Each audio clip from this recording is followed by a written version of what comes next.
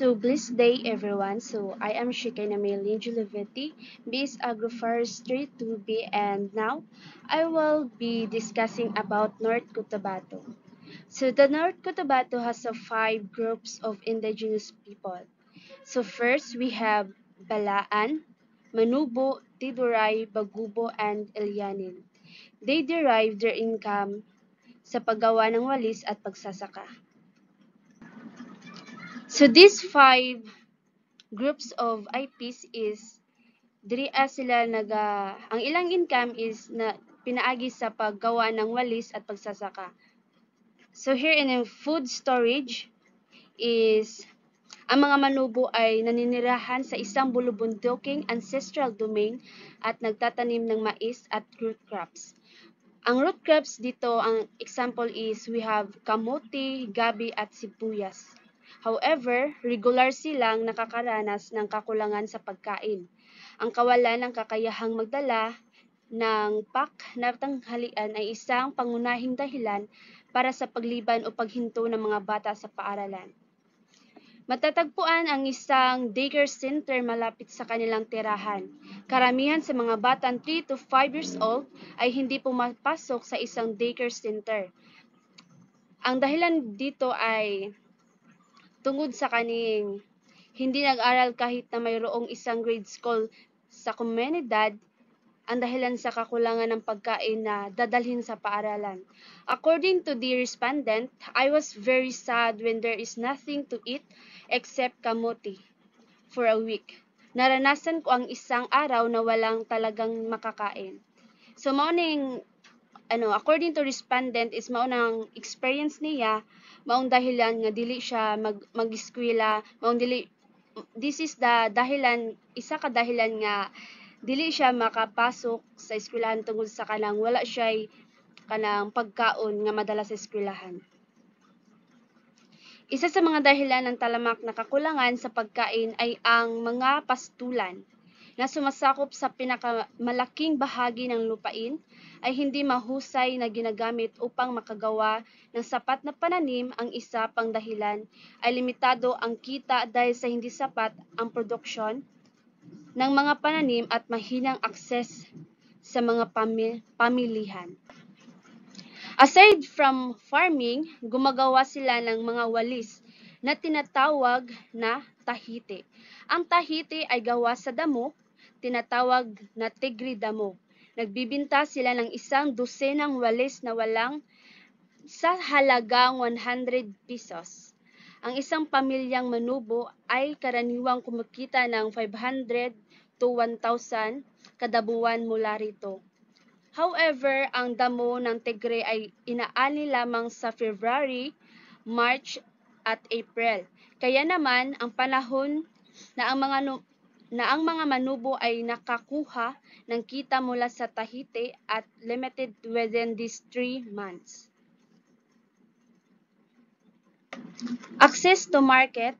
Ang mga manubo ay nagbibinta ng kanilang mga pananim sa mga palengke na matatagpuan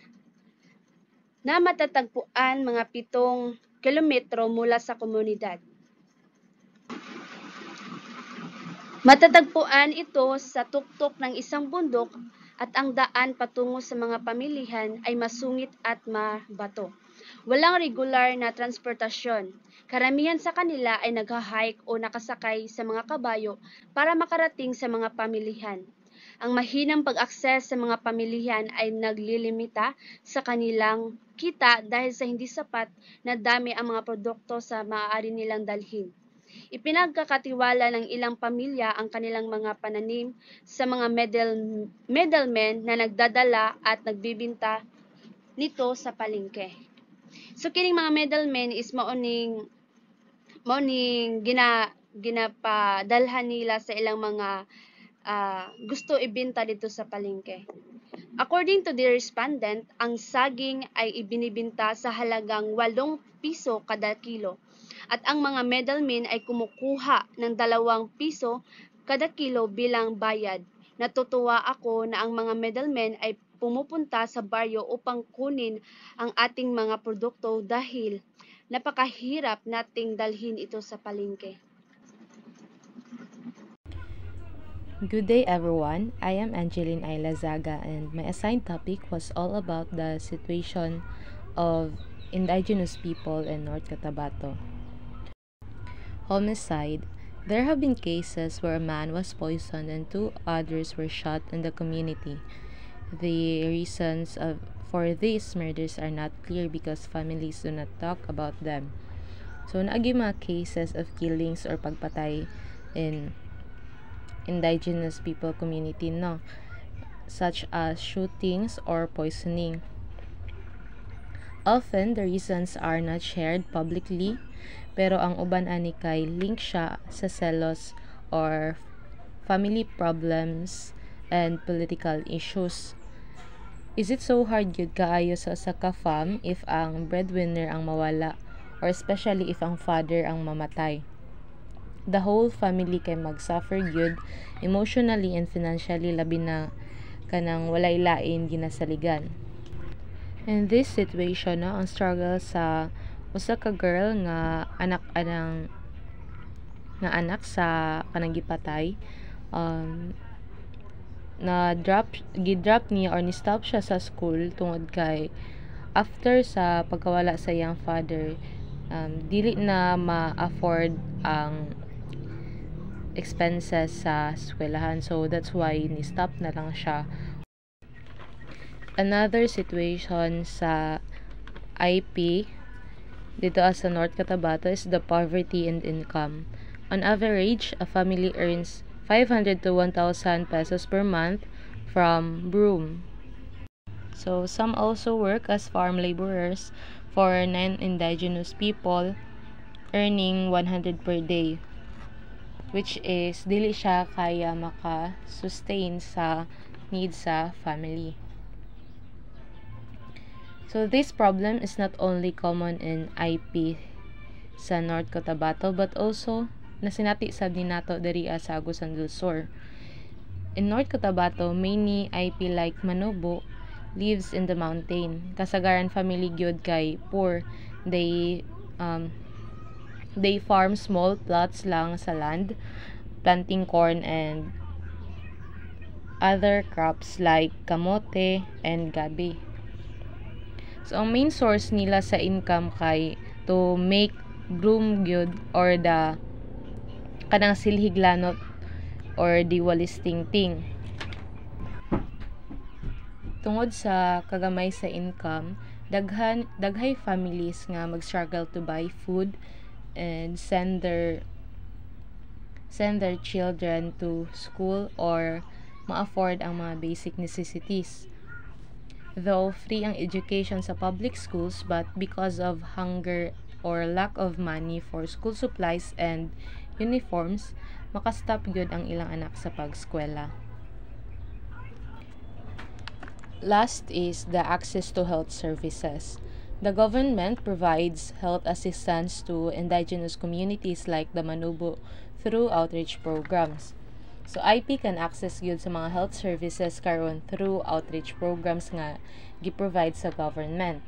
In some areas like Amabel, ang mga doctors o nurses kay mag-visit dito once a week to give kanang mga libreng check-ups and medicines. And also children can get vaccines pod tungod ani nga program, which is makatabang to prevent them for sickness. So some IPs kasi kay maglisod og adto sa bigger healthcare centers or hospitals if need nilag urgent care tungod sa kalayo sa biyahion, then lisod kay ang dalan kay lubak-lubak, and also lack of transportation kay kasagaran sa mountains man gud sila kanang mamuyo. So, mao lang to, and thank you. Good day everyone, I'm Donami Makihibag. So today I'm going to tackle about the IPs of the indigenous people. So my assigned topic is the IPs of the North Cotabato. So aside pa sa mga panginahanglan is naasab sila ginapahigayon nga mga service ang government, ang maternal and child health. Ang maternal and child health naa siya klase-klase nga mga serbisyo. Major of cause death and illness. Indigenous people, IPs in the North Cotabato, have faced several health problems due to poor living condition. The common illnesses include the diarrhea, tuberculosis, measles, upper respiration tract infection, malaria, and chickenpox, and dengue and fever. And the other cause of the infant's death are septicemia, pneumonia, diarrhea, and sudden infant death ay syndrome on birth's injury. Second is hilot. Most women give birth at home with the assistance of traditional midwives. They breastfeed their babies for about 2 years.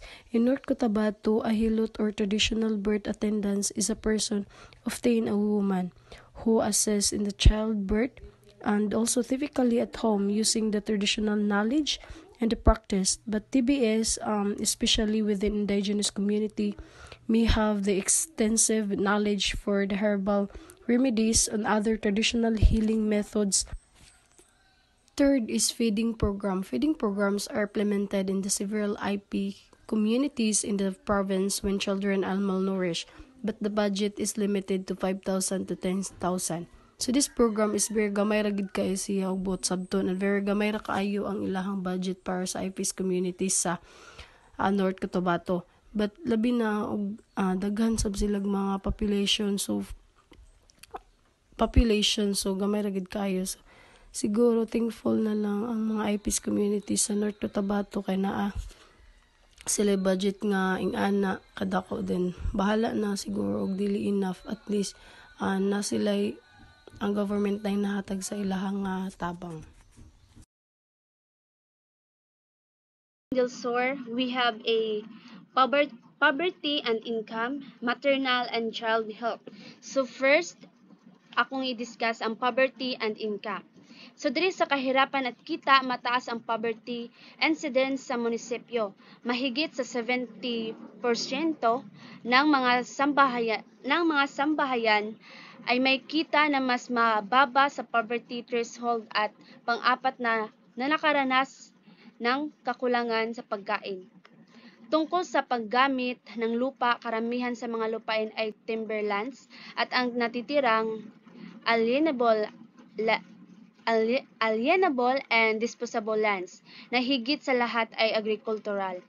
Naitatag ang iba't ibang kumpanya ng pagtutroso at ang mga kita ng munisipyo ay hango sa industriya ng pagtutroso. Ang maling paggamit at walang pigil na pagtutroso ay bahagyang humahantong sa pagkasira ng kagubatan. Ang maliit na agrikultura ay isang pangunahing pinagmula ng kita. Ang pangalawa ay ang trabaho tulad ng pagiging guro at opisyal ng LGU. Ang iba pang mga pangunahing trabaho ay kabibilangan ng pagmamaniho ng mga truck, pagdadala ng mga bag sa mga kita na mas mababa ang threshold ng kahirapan at pang-apat na nakaranas ng kakulangan sa pagkain. Tungkol sa paggamit ng lupa, karamihan sa mga lupain ay timberlands at ang natitirang alienable and disposable lands. Na higit sa lahat ng agricultural na itatag ang iba't ibang kumpanya ng pagtutroso at ang mga kita ng munisipyo ay hango sa industriya ng pagtutroso. Ang maling paggamit at walang pigil na pagtutroso ay bahagyang humantong sa pagkasira ng kagubatan. So, ang maliit na agrikultura ay isang pangunahing pinagmumulan ng kita. Ang pangalawa ay ang trabaho tulad ng pagiging guro at opisyal ng LGU. Ang iba pang mga pangunahing trabaho ay kinabibilangan ng pagmamaniho ng mga truck, pagdadala ng mga bag sa isang daungan, pagtahi at pagtatrabaho bilang mga security guard. Ang average na kita ay 10,000 pesos bawat buwan para sa mga empleyado ng gobyerno. 17,000 bawat taon para sa mga magsasaka at 2,200 bawat buwan para sa mga driver. So lastly, sa Agusan del Sur we have a maternal and child health. kalusugan ng isang anak ay kalusugan ng isang ina at anak. Sa malapit na rural health center at mga butika, ang komunidad ay may akses sa mga serbisyong pangkalusugan. So diri ay mga libre para sa manubo, like ang mga babaeng manubo ay ipinarehistro at nabakunahan ang kanilang mga kapanganakan. Gayunpaman, karamihan sa mga bata na nakatira sa malalayong lugar ay hindi nakarehistro o nabakunahan. Maraming kababaihan ang nagpapakain ng powdered milk formula sa kanilang mga bagong silang habang ang iba ay nagpasuso sa kanilang mga sanggol. Sumauning mga pangunahing sakit sa mga katutubo sa lalawigan ay mga sumusunod. So we have a major illnesses among the indigenous peoples in the province are as follows. Ang mga major illnesses among the indigenous people is naadiri ay magka-diarrhea, TB, infection, and heart disease.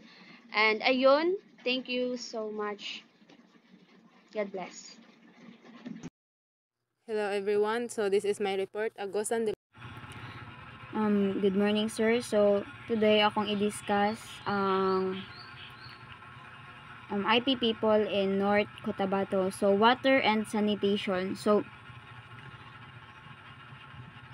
water and sanitation is water is obtained from 5 communal portable water system in the community. Few households have water sealed toilets. More common is the open pipe type, and others do not have any toilet at all. So, maano man to no sa definition niya, few lang ang naka-own og tarong nga mga toilet, ang water sealed toilets. So, few lang nga household ang nakaangkon og tarong nga toilets, and ang common is katulang mga DIY nga mga toilet, which is pas anang container kanang gallons ingan na ilaha lang DIY para naa sila'y toilets, and then ang the rest is wala jud sila naka-own og toilet, and then limited access pod sila og water, then unsafe pod ang ilahang water dito due to low water supply rate. So mapansin nato no nga dili kayo nila maatiman no ang ilahang kaugalingon pod no kay limited lagi og access og water, and then sa labi na sa ilahang kanang ilahang ginainom nga tubig. So man nga unsafe na mention ako nga unsafe water ang ilaha didto tungod kay limited lang, then makaano pod na sa ilang health no kay unsafe water man. So pag ilahang wa man sila kabalo, so pag drink nila ato abi nila okay lang, pero makadaot di ito sa ilahang health. And then lack of sanitation pod sila didto So mo nang ginaingon diri ang lack access to basic sanitation facilities like toilets. So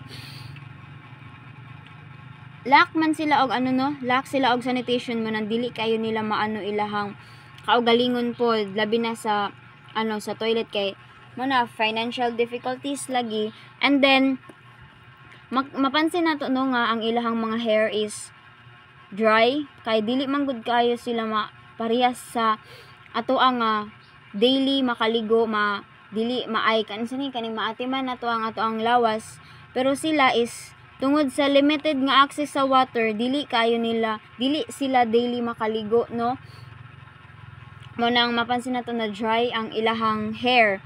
And then next is ang education. So sa education, there is a daycare center and a grade school in accessible places in the community. So sa ilahang community na ay daycare and grade school, so ibig sabihin na ay school. But however, kasagaran sa mga sa mga bata nga nag-edad og 3 years old to 5 is dili sila maka-attend og school tungod sa shortage. Major reason nila is food shortage mo nang dili sila nag-attend, and also ang ilahang financial difficulties. Then muna ang major reason nila is food shortage. Muna ang ibang iban nga mga bata is ga-absent or nagaundang na lang jud sila. Then the children tend to start grade school late and or repeat the grade school. So makastart sila eskwela, but kanang late na gud kaayo kung tahay 6 years old ka. Pero diba dapat ang 6 years old is grade 1, but late naman siya nag-start og school, so balik siya og daycare center. Sa age of 6 nga dapat grade 1 na, but late man siya nag-start og school, so sa daycare siya at the age of 6. And then tung mag-repeat parehas anang balikan nimo imong giundangan kung tahay nagbalik ka og kung tahay nag-undang ka grade 1, so dapat sa next school year is grade 2 na ka. So kay niundang man ka, so nakaundang man because of financial difficulties, then nibalik siya og grade 1. Kay gusto man siya mag-eskwela, nibalik siya og grade 1. So makaskwela gyapon sila pero late or ilahang i-repeat ilang pag-eskwela. And then naadri I had to stop going to school kay ang ilahang family dili afford ang mga school expenses. Kay kung tahay daghan sila nga magigsuon, so unsaon pag-afford sa ilahang parents sa mga school expenses. And then the last one is bullying. So the Manubo children and youth are bullied by either non-IP children or those from different tribes at school. So ginabully ang mga IP children sa ilahang school. Ang kanang nagakasagaran jud nga nagabully sa ilaha is kanang mga non-IP. So ingana man jud ang kanang mga non-IP nga mga bata is ilahang ginabully ang katong makakita sila og kanang pagtan-aw nila nga different ang appearance ato og sa ilaha. Kay mapansin nato ang appearance jud sa mga IP is ang ilahang hair, ang ilahang skin color, and the way sila manamit. So ingana ginabully nila the way sa ilahang physical appearance, labi na and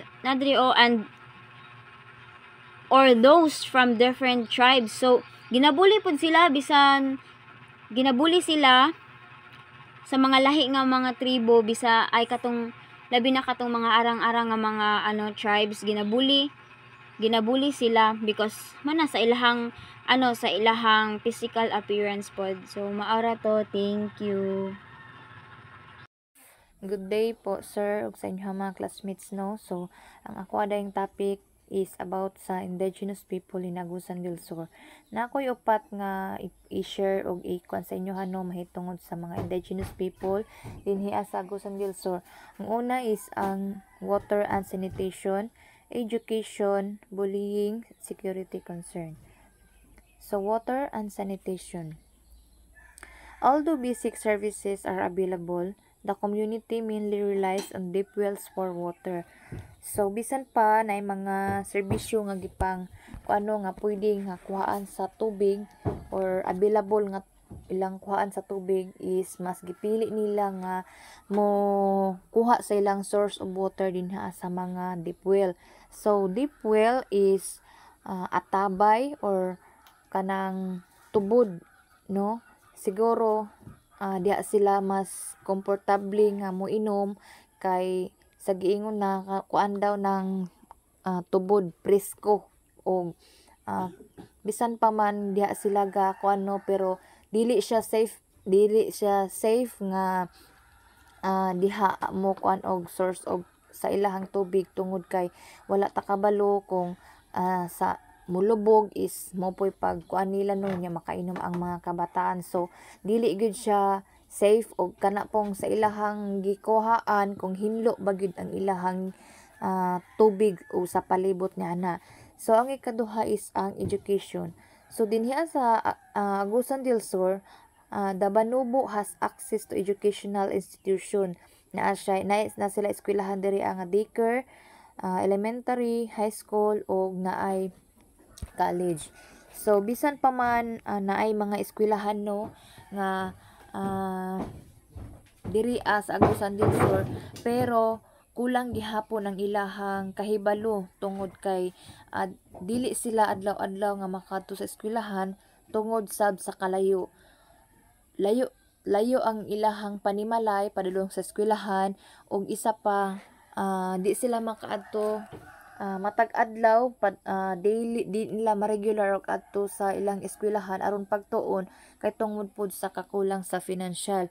Bisan pa kulang pud ang mga magtutudlo pod mahadlok mo ato sa lugar o kini ni resulta nga kulang ang mga magtutudlo o kana mao ang isa pod nga rason nganong dili regular pod ang klase.